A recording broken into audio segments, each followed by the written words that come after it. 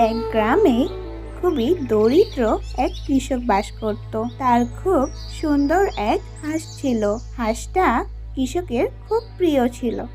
হঠাৎ একদিন বলা নেই কওয়া নেই সেই হাঁস সোনার ডিম দিতে শুরু করলো। কৃষক তো সোনার ডিম পেয়ে মহা খুশি। প্রতিদিন সেই হাঁসটা সোনার ডিম পারে আর লোকটা সেই ডিম বাজারে বিক্রি করে প্রচুর টাকা পেতে থাকে। অল্প দিনেই লোকটা অনেক টাকার মালিক হয়ে গেল। কিন্তু এর ফলে লোকটার টাকা পয়সার অভাব কমলো না, বরং তার টাকা পয়সার চাহিদা বেড়ে গেল। সে দিন দিন আরো লোভী হয়ে উঠল।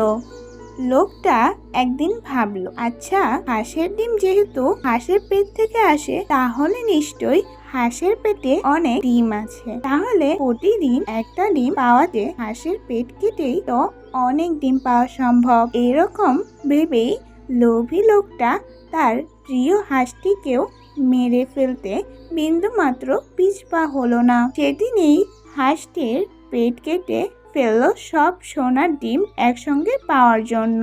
কিন্তু এ কি, লোভী লোকটা হাঁসের পেট কেটে দেখে সেখানে আর কোনো ডিম নেই। তখন তার নিজের চুল ছেঁড়া ছাড়া আর কিছুই করার রইল না। বেশি লোভ করলে তো এরকমই হবে।